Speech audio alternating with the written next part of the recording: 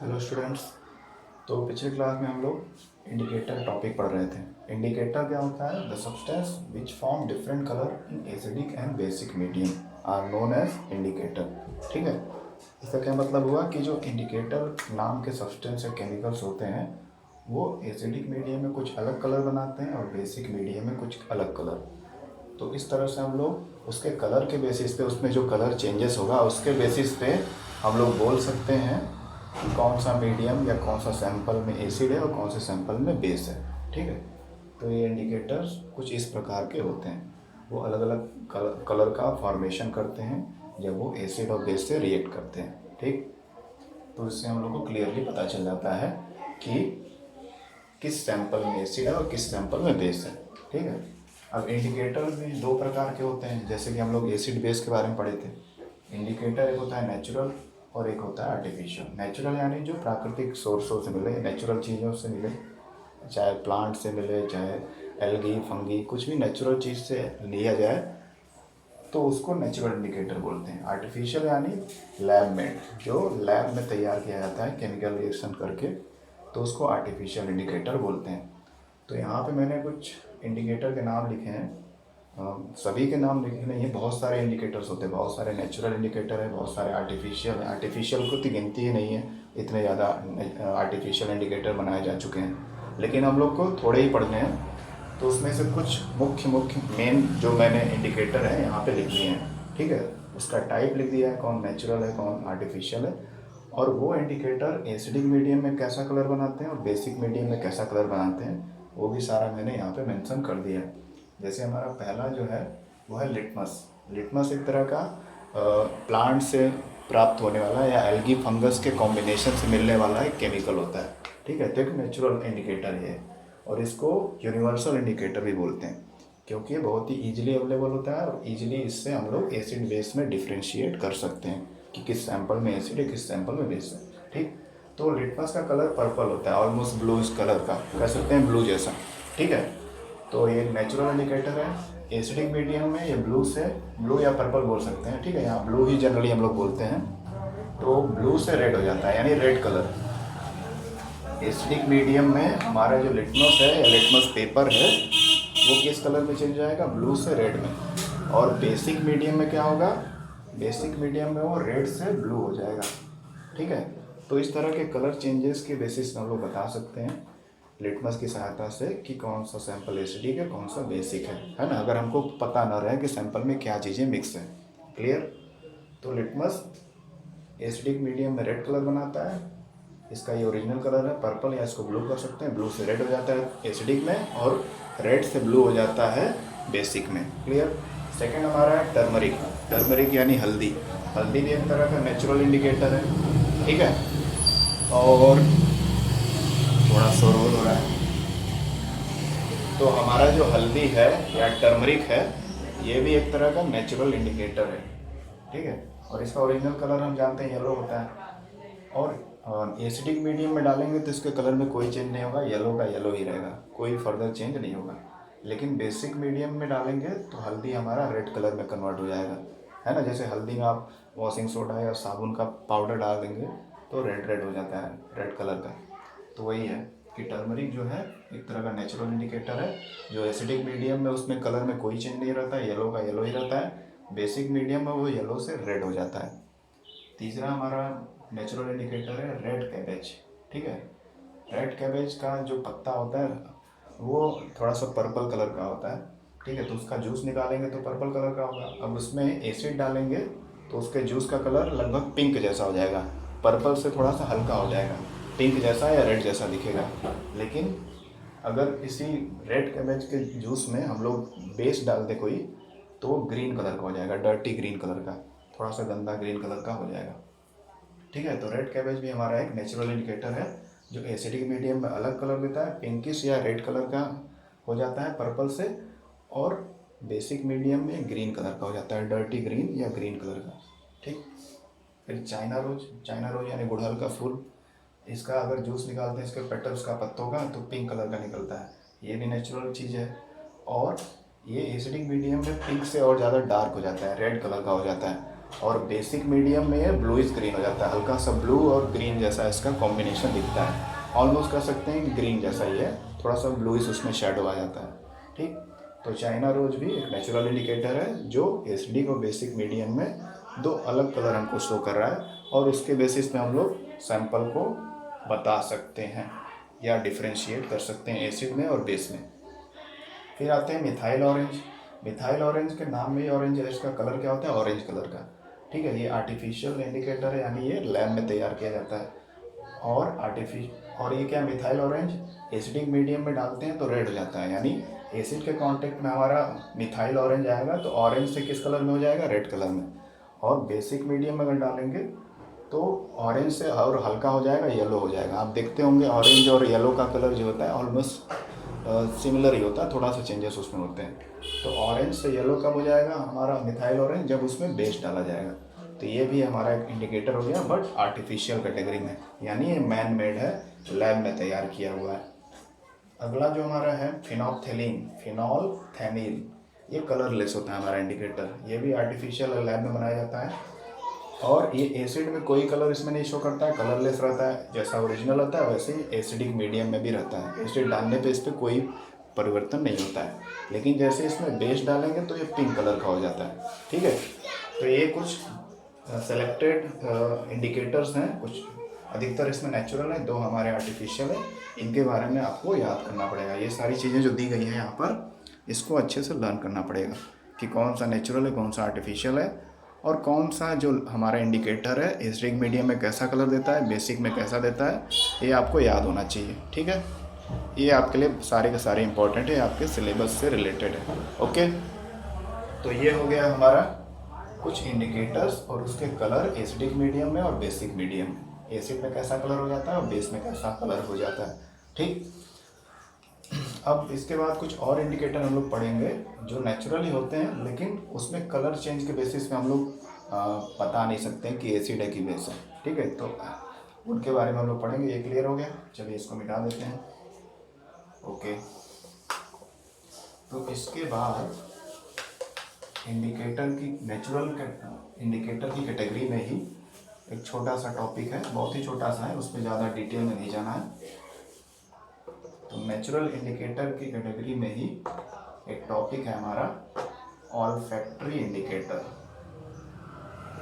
Olfactory indicator, olfactory indicator का मतलब क्या होगा, इंडिकेटर, ऑल्फैक्टरी इंडिकेटर का मतलब ऑल्फैक्टरी का मतलब होता है स्मेल, स्मेल करना। ठीक है, ऑल्फैक्टरी शब्द का मतलब होता है स्मेल। तो कुछ ऐसे नेचुरल चीज़ें होती हैं जब उनको एसिड के साथ मिक्स किया जाएगा तो उनका स्मेल कुछ अलग आता है, और बेस के साथ मिक्स किया जाएगा तो उनका स्मेल अलग आता है। इसके एग्जांपल हो गए, और स्मेल का हम लोग लिख नहीं सकते हैं, स्मेल तो फील करके बता सकते हैं कि किस तरह का स्मेल आएगा।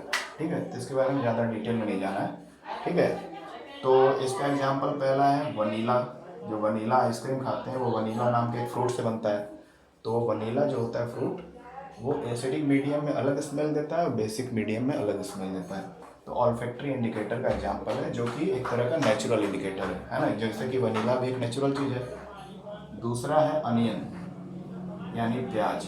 प्याज भी एसिडिक मीडियम में अलग स्मेल देता है और बेसिक मीडियम में अलग स्मेल देता है, जिसके स्मेल के बेसिस पे भी हम लोग बता सकते हैं, इन इंडिकेटर्स की हेल्प से हम लोग बता सकते हैं कि एसिड इनमें मिक्स है या बेस, इनके स्मेल पर। ठीक है, इसके लिए हम लोग को बार बार इसको एक्सपेरिमेंट को करना पड़ेगा, तब हमको स्मेल याद हो जाएगा कि इस तरह का स्मेल है तो एसिड है, और उस तरह का स्मेल है तो बेस है। और तीसरा है क्लॉव। क्लॉव मतलब लौंग, जो खड़े मसाले होते हैं, साबुत मसाले, क्लॉव यानी लौंग। ठीक, तो ये तीन जो इंडिकेटर हैं इनको ऑल्फैक्टरी इंडिकेटर बोलते हैं। और इन ये जो नेचुरल तीनों चीज़ें हैं, इनका स्मेल एसिडिक मीडियम में अलग रहता है और बेसिक मीडियम में अलग रहता है। तो इनको स्मेल करके हम लोग बता सकते हैं कि ये किसी एसिड के साथ रिएक्ट कर रहे हैं या किसी बेस के साथ रिएक्ट कर रहे हैं। ठीक है, अच्छा ये हो गया। अब उसके आगे बढ़ते हैं। ऑल्फैक्टरी इंडिकेटर हो गया, तो ये हो गया हमारा इंडिकेटर टॉपिक। ठीक है, अब उसके बाद इंडिकेटर हो गया, एसिड बेस का इंट्रोडक्शन हो गया। उसके बाद क्या करेंगे हम लोग,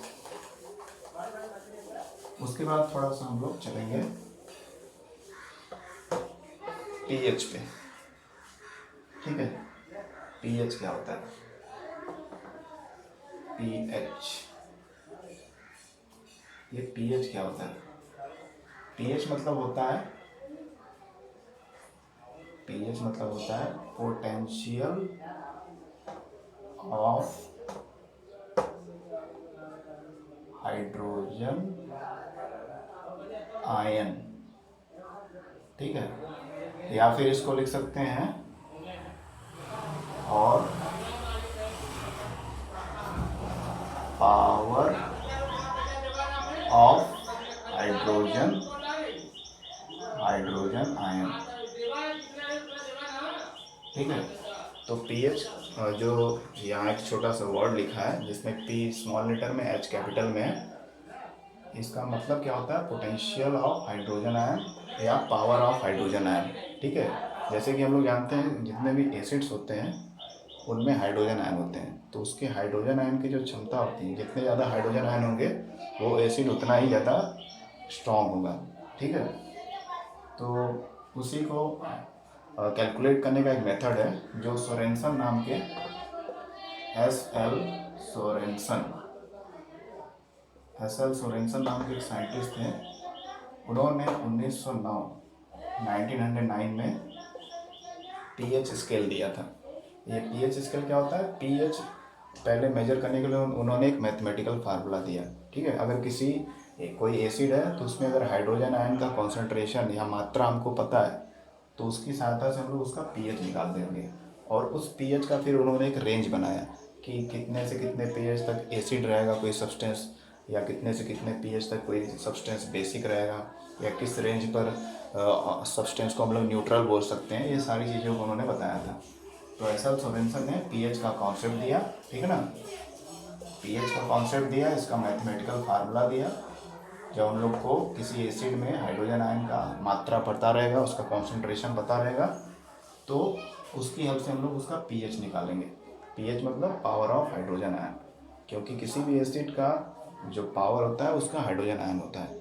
ठीक, तो चलिए इसका फार्मूला समझ लेते हैं। उसको ज़्यादा डिटेल में नहीं समझना है क्योंकि ये हायर क्लास में इसके फार्मूले और कैलकुलेशन करने हैं। तो P H is equal to होता है -log⁻10 हाइड्रोजन आयन कॉन्सेंट्रेशन। ठीक है, ये पीएच का फार्मूला सोरेनसन ने दिया था, और इसके बाद कैलकुलेशन करने के बाद, कई सारे सैंपल पे मैथमेटिकल कैलकुलेशन करने के बाद उन्होंने पीएच स्केल बनाया कि कहाँ से कहाँ तक पीएच रेंज होता है एसिडिक, बेसिक और न्यूट्रल चीज़ों का। ठीक है, तो अब एक एग्जांपल मैं दे देता हूँ। हालांकि ये कैलकुलेशन पार्ट आपको नहीं समझना है, बस इतना फार्मूला देख लेना है, दैट्स इट। लेकिन इसको समझना भी चाहिए आपको कैसे पीएच निकालते हैं। तो एक दो एग्जांपल मैं दे दे रहा हूँ। तो पहला एग्जांपल दे रहा हूँ मैं। पहला एग्जांपल है, मान लेते हैं ये जो यहाँ पे बॉक्स में लिखते हैं, बड़े वाले बॉक्स में H+, इसका मतलब होता है concentration of hydrogen ion. Concentration को क्लास 11 में आप जाएंगे तो पढ़ाया जाएगा कि हमेशा कॉन्सेंट्रेशन को बड़े ब्रैकेट में लिखते हैं, जिस चीज़ का कॉन्सेंट्रेशन है उसका सिंबल अंदर लिखते हैं। तो यहाँ पे हम लोग एसिड में पीएच निकालने के लिए हाइड्रोजन आयन कॉन्सेंट्रेशन का इस्तेमाल करते हैं, तो इसलिए हाइड्रोजन आयन को इस ब्रैकेट के अंदर रखा गया है। दैट मीन्स ये हाइड्रोजन आयन का कॉन्सेंट्रेशन शो कर रहा है, ये सिंबल। ठीक है, तो यहाँ लिख देता हूँ मैं ताकि आपको समझ में आए।